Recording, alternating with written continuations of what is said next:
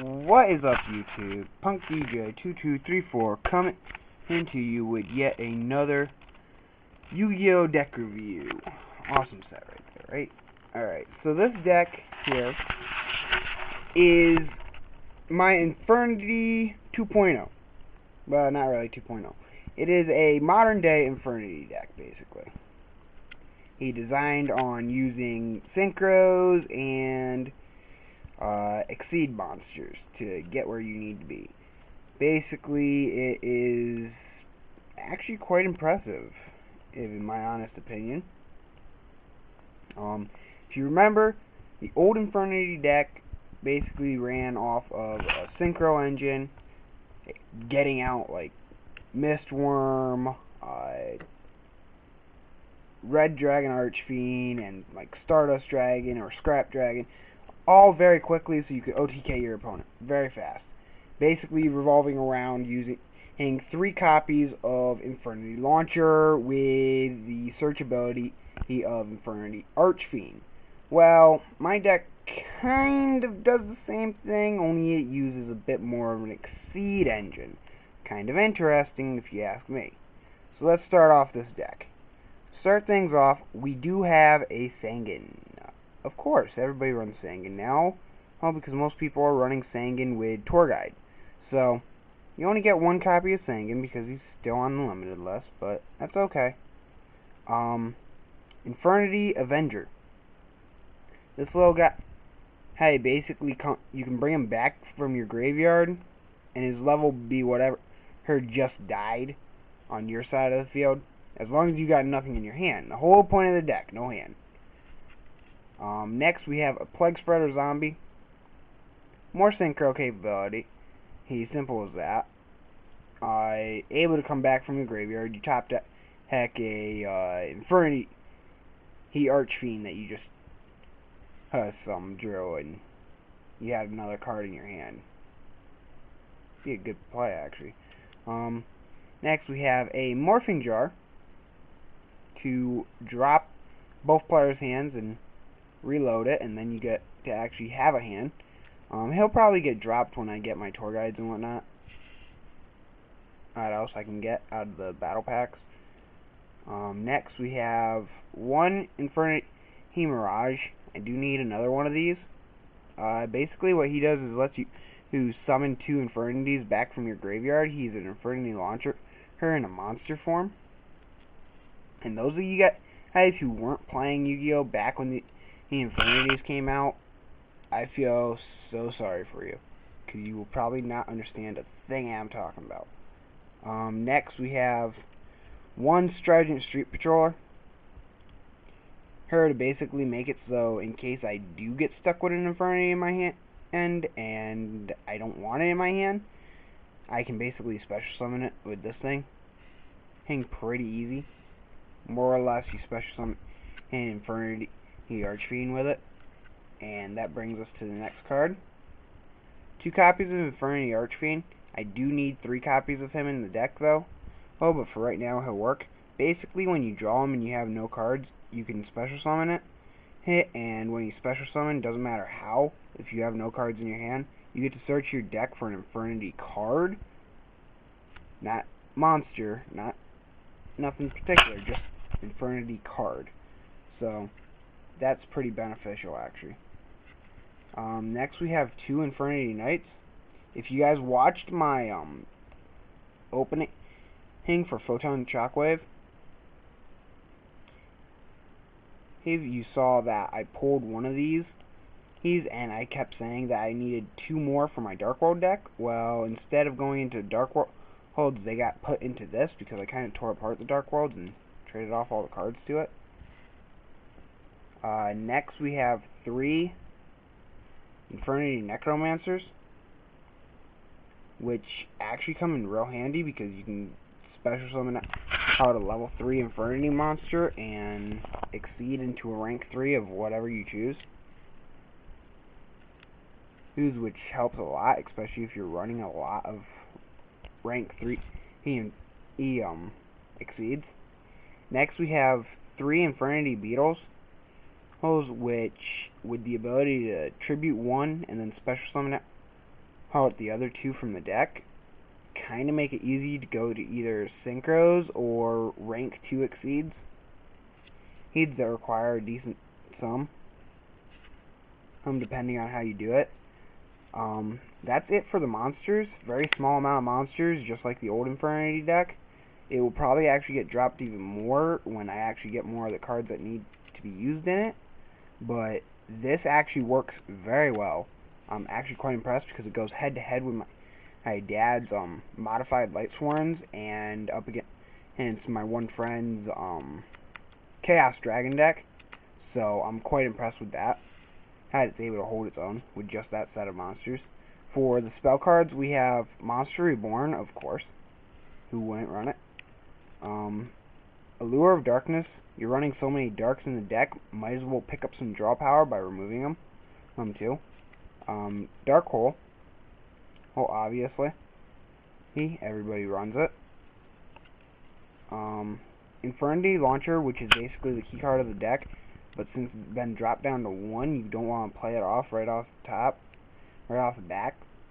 So basically what you do with this is you wait, hopefully it sits in the deck long enough, and then you search it out for when you need it, and then you go and pull off a big, huge play where you're going to definitely win. Heavy Storm, obviously, to clear the field. Hold a spell and traps. Book of Moon. Foolish Burial. You bury some of your Infernities, you use Necromancer to get at them out of the graveyard and go wherever you want from there. Card Destruction, another card for reloading the hand and or destroying your opponent's hand and to making them reload. A lot of stuff to help mill out your opponent's deck while also making sure that you at least somewhat out of the time keep a hand. 2 Mystical Space Typhoons because it's MST and most people seem to have issues with it lately. I don't know why. 2 Dark World Dealings. The only problem I have with it is if I run into a Dark World deck, which I doubt with this format from the way it looks, I'll run into a Dark World deck, but basically each player draws a card and you both have to discard too, so it's beneficial. Next we have our traps. So we have Mirror Force, which is common in all decks. Solomon's Judgment, which is also pretty common in most decks. I believe the next card is Torrential Tribute, which, yeah, I play a lot of stuff to wipe the field clean of monsters and other spell and traps and whatnot, because I don't play as quick as what the Infernity deck used to, so I need the stuff. 1 Infernity Barrier. I need 2 more of these, or 1 more of these, 1 and 2. I don't remember.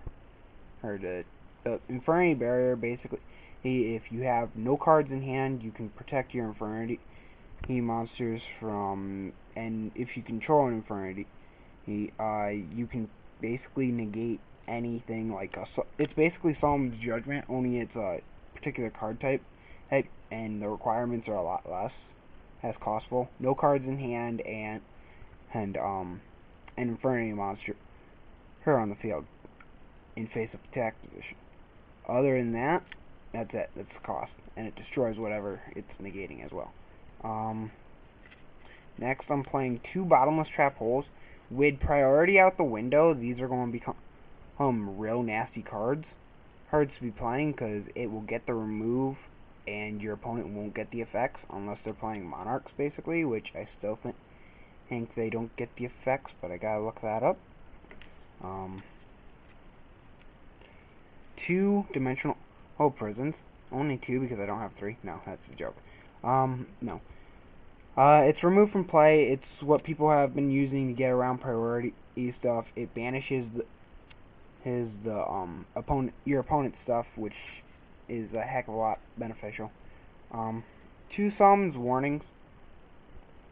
It's Solomon's Warning. More do I have to say, really? he about that. Give up 2,000 life points and basically negate anything you want. Final card, we end it with 2 Infernity Infernos. Basically, you discard 2 cards, send 2, or you can discard up to 2 cards to send the same number of Infernity monsters to your graveyard from your deck.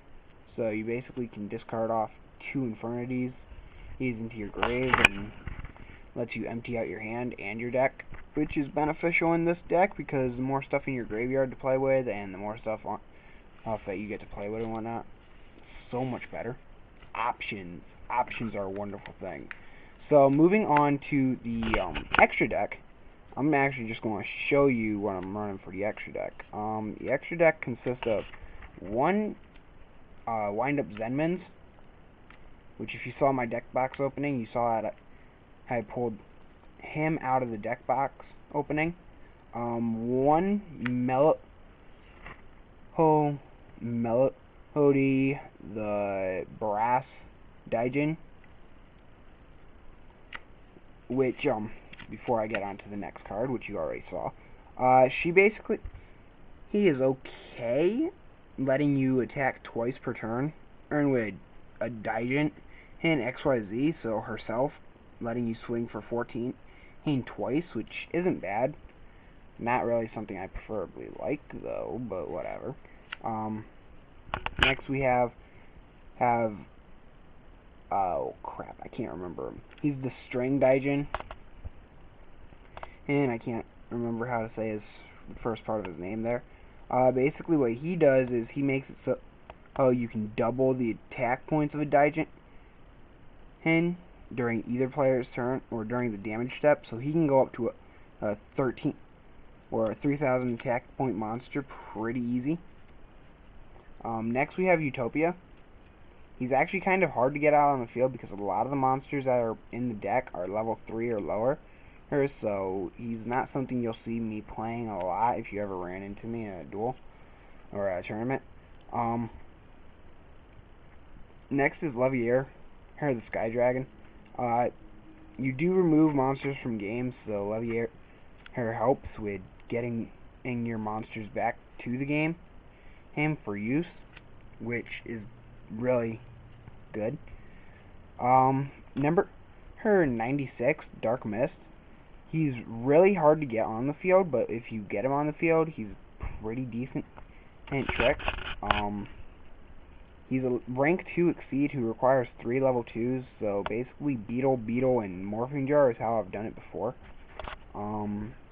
During the battle step of either player's turn, if it's attacked or is attacking, you can ditch one of the material to make it to half her opponent's monster's attack, and then you gain attack equal to the amount that's been cut in half. So basically he's going to be 100 bigger than your opponent's monster regardless of what they try, which is really, really good.